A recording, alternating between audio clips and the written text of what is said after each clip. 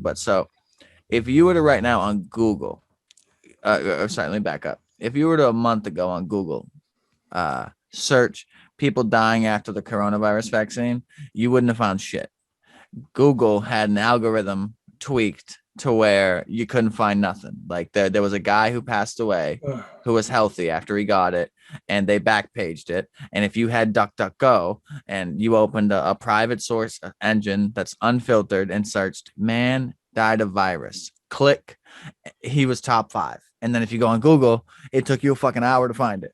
And I learned about that from Rogan, listening to him a week ago. And so I started looking into it, and I couldn't find it. I couldn't find it. And in the last 7 days, like between our last show and this one, there's been a change in Google. Now all of a sudden, all these posts that I couldn't see are showing up.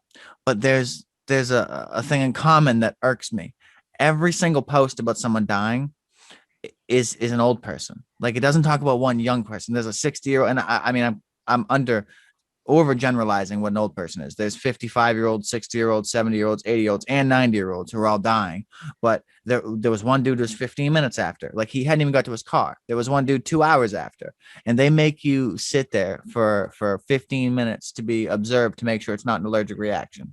And so they're like, oh, we don't know, and we don't know.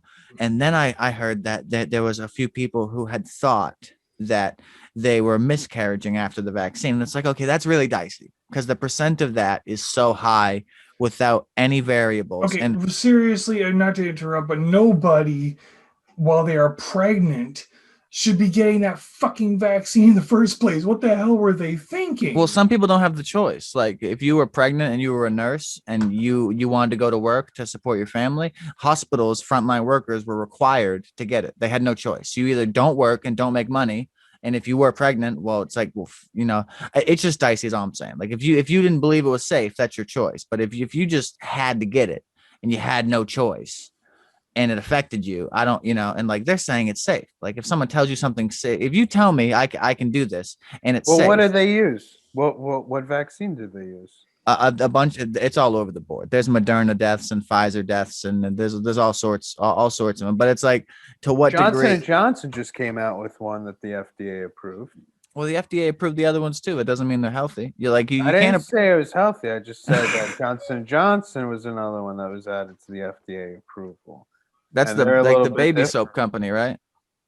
Oh, they're a lot more than a baby soap, buddy. They make Q-tips too. Okay. Yes, they do. They know